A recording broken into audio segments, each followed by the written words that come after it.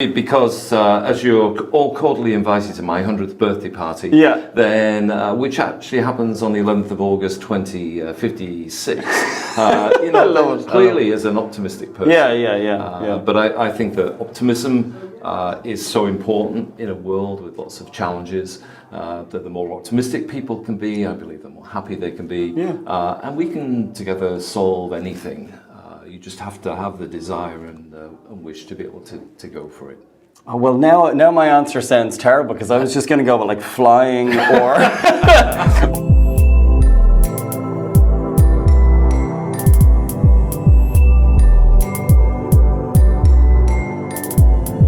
The biggest obstacles that you tend to find to G Suite, we spoke about the cloud earlier on, but specifically to G Suite, what are the kind of barriers? Say if you end up, I don't know how often, Ian, you might end up in that conversation of, Google and Microsoft, maybe it doesn't happen in the education space so much. I think it does. It's amazing that after probably now 14 years, there's always an interesting discussion in the UK amongst some of the educational sort of people as to who was the first person to sign up for a Google for Education account. Okay. When of course it wasn't called a Google for Education account. Back in, I don't know, 2005, 6, 7, sometime. And if Google won't tell you guys. If Ben and the rest of them are out there, then I'm sure they're still carrying on that conversation. But if the conversation is driven by the educators, then they look for things that just simply work, that are simple and easy to understand and easy to adopt. And those conversations tend to lead you towards Google Apps for Education adoption. And also if the students are involved, so student voice is a key factor in the choice of the productivity platform, then again, it leans towards that. Whereas, and I can't say this for everybody because I know some great IT directors and IT managers who have seen that it's the right thing to do. But far too often, if it's the IT managers or their external IT advisors, then the least line of resistance is to go from Exchange and on-prem servers to Office 365. And they're not really thinking about the requirements of the teachers and students. It's just this is the product that they know. They're building on skills.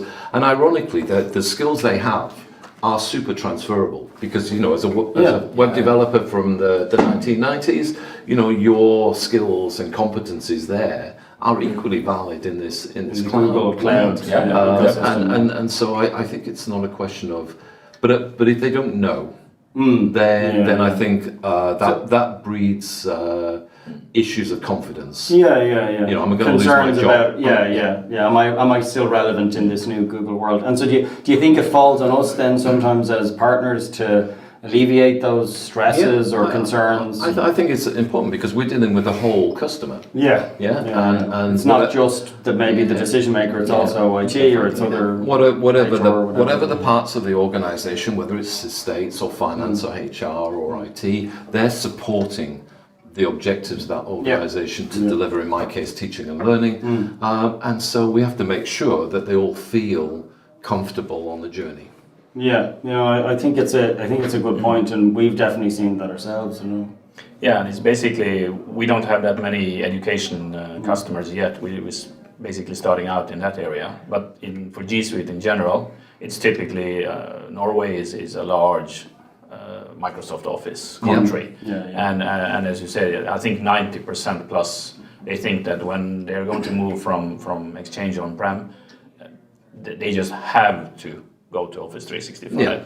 There is basically no other option because that's what they know. This is basically the same in a new wrapping, and it's cloud, so it's cool. It's cloud, so it's cool, and it's got the Microsoft logo. And now they have Teams, so now they have solved everything. So the Teams is an interesting product. Like I did an Office 365 and G Suite comparison recently, and I mean, I talked about collaboration, sort of broken into sections, and I said in the video, you can't talk about collaboration against Microsoft and not talk about Teams. Do you know what I mean? It is a decent product, has its own challenges as well, you know. But I think Microsoft's challenge has been that they're not able to as rapidly develop their other solutions towards the cloud because people are familiar with it. They can't rip apart Outlook and totally change it, or you know, Microsoft Word or Excel, or people would just go mad. Do you know what I mean? They have this embedded user base that they can't sort of mess around with too much. Google is known for sort of changing stuff, and you know, so the people who've adopted it have also accepted that. And I think Teams is Microsoft's way of saying, okay, we can't change this stuff, but we can change this thing over here. So we can mess around with this, and this is like our little beta test bed. You know, that's what it feels like, and it's a good idea.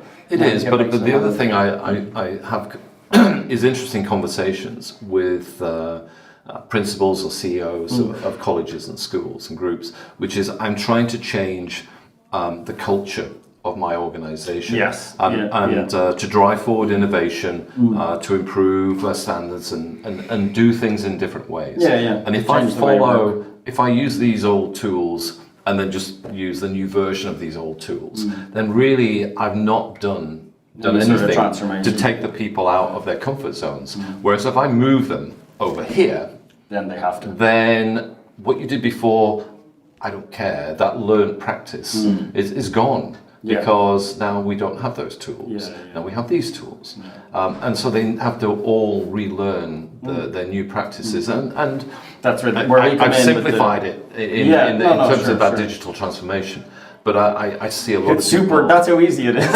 Just change the tools. But one of the things I mention it is because it's about the vision of the leaders, the organizational leaders, and their leadership skills to say, this is the big picture problem that I'm trying to solve, and I can't do it and the tool is an enabler. By just messing about at the bits and pieces level. Sometimes I have to make a big... Well, it's a difference between maybe incremental change and that transformational change. Yeah. And that was, again, this was actually something I spoke about when comparing the two, that I think the challenge is, as you say, if you just compare like for like or switch out like for like, then people are unlikely to make that transformational change. Probably within Microsoft you could do it, but it's forced. Do you know what I mean? You've got to force it. Whereas with Google, it becomes that enabler and that catalyst for change. It makes you think differently. Yeah, exactly. Yeah, it's basically like a customer of us said that, like, they moved from on-prem and they moved to Office 365, and he said that, now there is a lot of options to collaborate. Yes. But nobody internally are collaborating. No. They're using everything the same way. They're sending the files. They're wondering what's the last version of that Excel sheet is. Yeah. So they're not changing the way they work at all. No. And it's pretty difficult to do that because people normally are quite happy and they don't. But people don't like change. They're not running towards change. So the best customers, or the best, not for us, obviously, best customers for the organizations out there, a little bit like you said, it's the guys and girls out there that actually decides that we need to do something internally. We need to change, and then we have the possibility to do a digital transformation. And so basically that customer said that we need to start collaborating. And he saw that. Not only was the G Suite tools, they were much more, let's say, made for collaboration. It was also, I think, let's say 30% of that decision was because it was not Microsoft. Yes. Because you force people to actually take some actions. The mindset has to change a little bit. And it has worked out great, and I'm pretty sure that's the experience you guys have. 100%. So, and we did the same internally. It's 2.5 years ago we moved from Office 365 to G Suite, and I thought it would be much harder. Basically for myself as well. Because you were used to Outlook. We're used to everything. And I had used Excel for many, many years, and I thought that, nothing can replace Excel.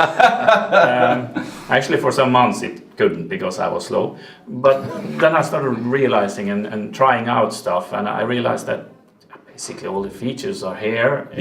Some of them are actually easier to use, and all the time I save every week because I now can collaborate properly with other colleagues, fully makes up for the first maybe month or two when you're struggling a little bit with figuring out how to do stuff. And after that, there is no one in our organization now that would consider moving back or doing anything differently. So it intrigues me, organizations moving from Office 365, because that means that they've tested Microsoft's collaboration suite and they still want to move to Google. So they, moving from Exchange on-prem, they're sort of skipping out, and they're saying, well, we've evaluated Office 365, looked at, we're going to go with Google. But when companies have actually tried Office 365 and still gone, it hasn't given me the transformational change from the top that we actually wanted. Now we're selecting the solution that we feel. But is that sometimes because of what we said before, which is that the sort of IT decision makers are doing that evolution from on-prem to cloud, rather than sitting down with the business owners, saying what are your needs and what are your requirements, and how can I best use a range of cloud services to actually deliver what you need as a business. And for some businesses, I'm sure that Office 365 is absolutely perfect for what they do. But the businesses obviously that we are able to support are saying no, it doesn't meet what I need to do, and that we have a much more collaborative environment, and we need to share things more equally, and they need to be simple and easier. Yes, if I do need that sophistication of whatever product, and a good example would be, although it's changing a bit, when you do high-end VR stuff, you still need a lot of those Steam applications still run off the back of very powerful Windows machines. If that's what you need, then that's great. But with the stuff that Oculus Quest are doing, you now have these untethered headsets that can run a lot of these applications. And where did that big powerful machine go? It sort of disappeared into the headset. Disappeared into the headset. So I think we're very rapidly approaching that. But I think it's a constant wave of change, and what you need to do is obviously always meet the needs of the customer, whether it's your internal customer or external customer. And whatever that might be. There is still we have some more years ahead of us before actually especially the IT departments realize that this change is going to come anyhow. So it's better to actually dive into it than being the last one there. Maybe again. What do you guys see as the biggest reason companies tend to move to G Suite or select G Suite over Office 365? What tends to be the number one or two reason that tends to come up again and again? Like I said, for us, when I ask the customers, it's basically everything around the world collaborate. That they need to be more effective, and then you have more specific things that they go directly into, saying that we need to cut travel costs, we need to do stuff around that area.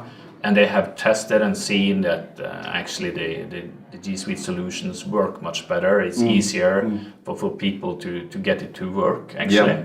The technology is kind of getting out of the way. Allows people to... You remove basically all the installed apps and all these things. And for some IT departments, I think that they actually realized they could do or spend their time much more wisely on other stuff than going around fixing Windows laptops that won't start Word. It's changing how people think about the IT department. And they're still there. I have never heard about anyone that has lost their job, but they are probably doing something a little bit more interesting. They're able to focus their time on stuff that's more interesting. And I remember that in the early days, actually, an old customer of ours, John Scrooby was in a company called Ford 3D, and he said it totally pivoted and just changed how people viewed the IT department. Yeah. They were coming up to them, instead of saying, "Oh, can you fix this laptop?" They were saying, "Can you help me change the way I work? Because I saw that you did this for Ian. Can you come and do this for me? And maybe we can make a Google form for this manual paper process I have, or whatever the case might be." And he said it just flipped the switch on how people view them. It is, Yeah. and I think when sort of we're looking for more mobile, flexible sort of delivery of services, then a sort of big shout out to Stephen Hope at Leeds City College. He just become one of the new innovators at the New Sweden sort of cohort for Google. So Stockholm is a lovely city, and when Stephen presents to people who go to the college, and they're a Google reference college, it's the old Martini advert: anytime, any place, anywhere. And that's actually what teachers and students want. If they're in the corridor and they want to learn, let them learn. If they're outside, sat on a bench, let them learn. And taking away those barriers is something which the IT department are absolutely critical in delivering. It's infrastructure.